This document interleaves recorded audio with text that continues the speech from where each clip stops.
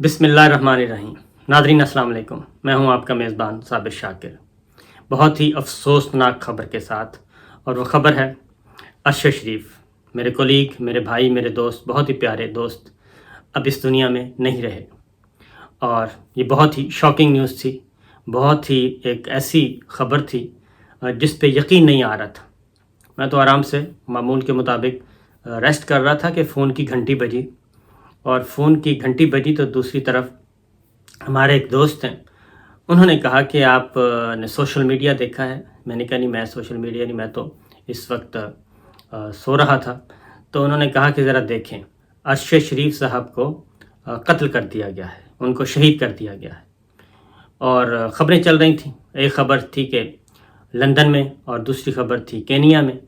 تو اس بات کا تو مجھے معلوم تھا کہ وہ برطانیہ میں تو نہیں تھے، کیونکہ ان کے پاس برطانیہ کا ویزا ہی نہیں تھا۔ اور اس کے بعد پھر مختلف کاشف عباسی صاحب کا ٹویٹ میں نے دیکھا، اور مہر بخاری ہماری بہن ہے، ان کا ٹویٹ دیکھا، باقی لوگوں کا۔ پھر میری عدیل راجہ سے میری بات ہوئی، جو پروڈیوسر ہیں، ہمارے کولیگ ہیں، ان سے بات ہوئی، تو انہوں نے اس بات کی تصدیق کی۔ اور اس کے بعد پھر میں نے سلمان اقبال صاحب کا بھی ٹویٹ دیکھا، اور اس میں بھی اس بات کی تصدیق ہو گئی کہ اب وہ اس دنیا میں نہیں رہے۔ ارشد شریف صاحب ایک عظیم الشان انسان تھے، بے داغ جرنلسٹ تھے، اور ایک ایجنڈا نہیں بلکہ میں کہتا ہوں موٹو تھا، منشور تھا ان کا۔ وہ اس منشور کے تحت صحافت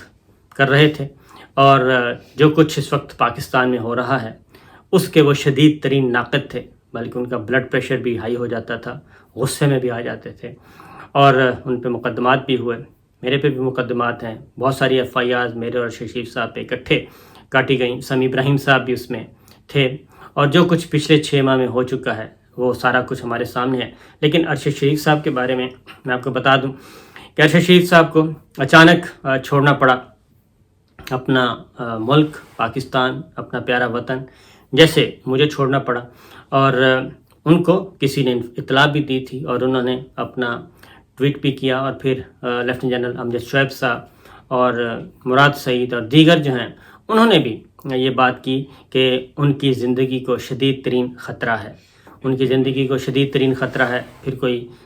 کچھ ایسی باتیں بھی کی گئیں کہ کچھ غیر ملکی لوگ ہیں پاکستان میں، وہ بھی اس کو نشانہ بنا سکتے تھے۔ اس طریقے سے یہ ساری چیز تھی۔ تو ان حالات میں انہوں نے پاکستان چھوڑا تھا، اور خاص طور پہ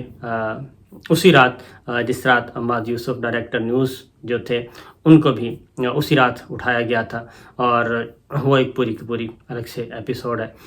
تو ارشد شریف صاحب کے بارے میں ابھی تک جو ان کی وجہ موت ہے وہ ابھی تک ہمارے پاس ایز اٹ از آپ کو بتاؤں کہ کنفرم نہیں ہے۔ ایک اطلاع ہے کہ ان کو حادثہ ہوا، دوسرا اطلاع ہے کہ نہیں، ان کو فائرنگ کی گئی ہے، تیسرا اطلاع ہے کہ ان کو باقاعدہ طور پہ نشانہ لے کے کسی نے ہٹ کیا ہے اور ان کو گولی ماری ہے۔ تو یہ اس لیے اس کے بارے میں جتنی بھی بات کی جائے وہ براہ راست مستند نہیں ہو سکتی، لیکن یہ از خود ایک حیرتناک بات ہے کہ کینیا میں تھے وہ، اور نیروبی میں،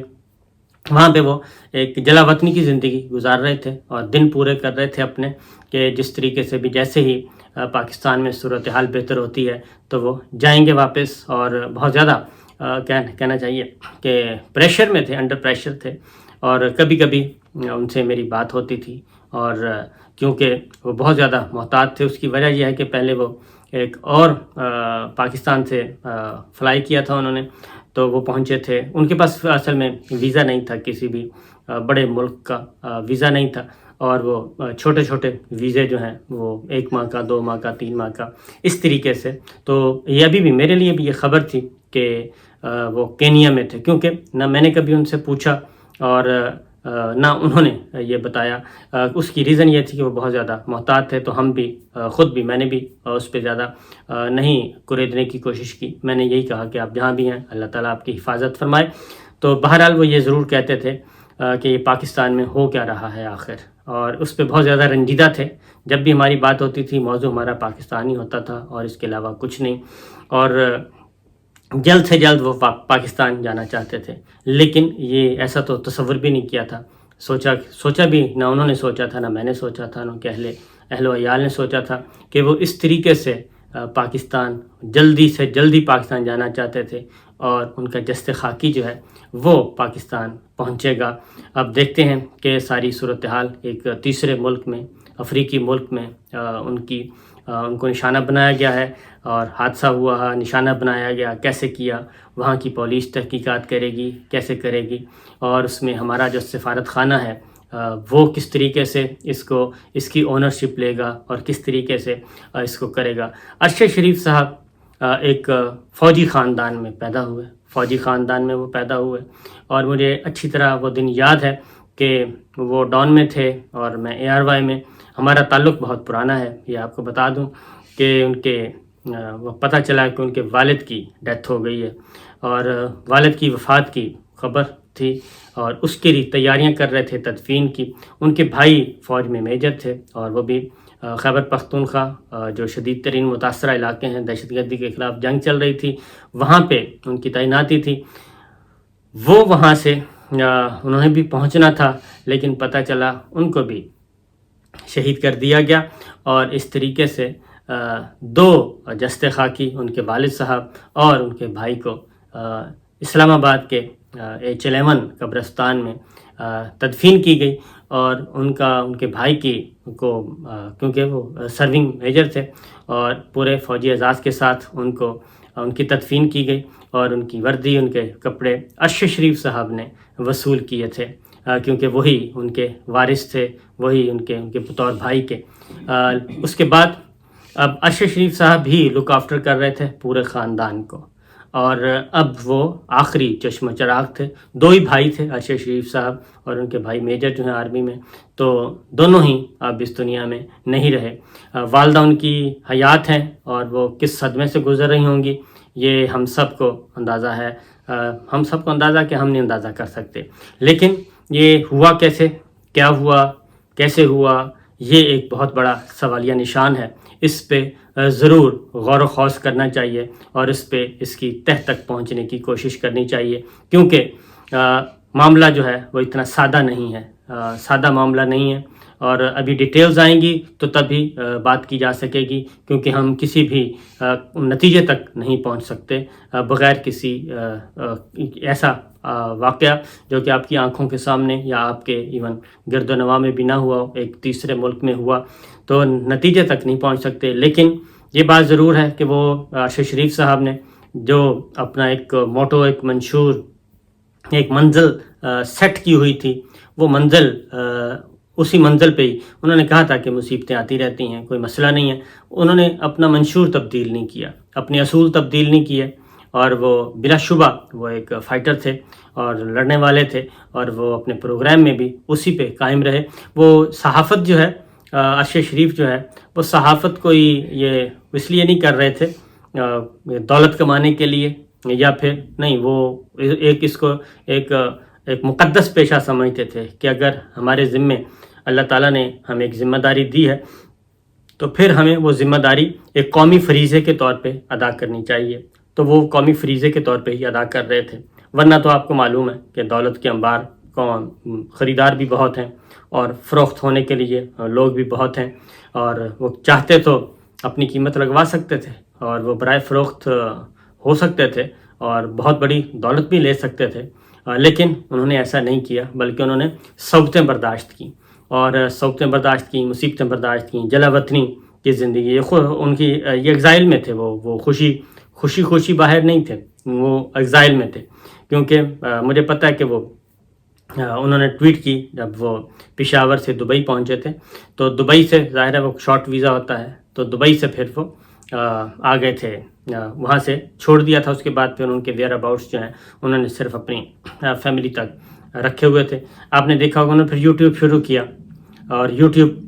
پہ وہ ایکٹیو ہوئے، کیونکہ یوٹیوب پہلے سے ہی تھا، اس پہ ایکٹیو ہوئے، اس پہ انہوں نے اپنی گفتگو بیان کرنا شروع کر دی، ٹویٹس پہ بیان کرنا شروع کر دی، لیکن یہ ایک بالکل انہونی بات تھی۔ پھر ان کی بول ٹی وی کے ساتھ بھی بات چیت چل رہی تھی، اور اس میں بھی بات چیت چل رہی تھی، لیکن وہ ARY کے ساتھ ARY ان کو فارغ کر چکا تھا، اور ان کے ظاہر ہے، اور اس کے بعد پھر بولٹ نیوز کے ساتھ ان کی بات چیت جو ہے وہ چل رہی تھی، اور اس میں ابھی جو میں بولٹ کی نشریات دیکھ رہا تھا اس میں وہ بتا رہے تھے سمیع ابراہیم صاحب، لیکن I am not sure about کہ ان کا آخری ڈیسیجن کیا تھا، کیونکہ کچھ عرصے سے میرا رابطہ کبھی کبھار ہوتا تھا، اور کچھ دن پہلے میرا رابطہ ہوا تھا، اس کے بعد پھر میرا رابطہ نہیں ہو سکا تھا، اور چونکہ میں بھی ٹریول کر رہا تھا، اور ہمارے ذرا اس کی ٹائمنگز کا بھی شاید آگے پیچھے ہوگا۔ تو بہرحال ارشد شریف صاحب جی، اللہ تعالیٰ ان کو جنت الفردوس میں جگہ دے، کیونکہ بلا شبہ وہ شہید ہیں، ایک عظیم مقصد کے لیے انہوں نے اپنی جان قربان کی ہے، اور وہ اپنی جان انہوں نے قربان کر دی، اور ان کے بیٹا ہے، بیٹیاں ہیں، سب کچھ ہے۔ ابھی ان کے بیٹے کا ایک ایڈمیشن ہوا تھا کینیڈا میں کسی یونیورسٹی میں، اور بہت ساری باتیں، خیر ابھی تو فی الحال میں سمجھتا ہوں کہ ہمیں یہیں تک رہنا چاہیے، اور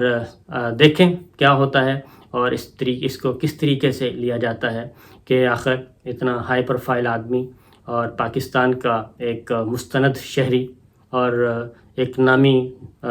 نامور جرنلسٹ جو ہے، وہ اس طریقے سے، ہمارا دوست کولیگ جو ہے، وہ اس طریقے سے ایک تیسرے ملک میں اس کو نشانہ بنایا گیا ہے۔ کس نے بنایا، کیسے بنایا، کیوں بنایا،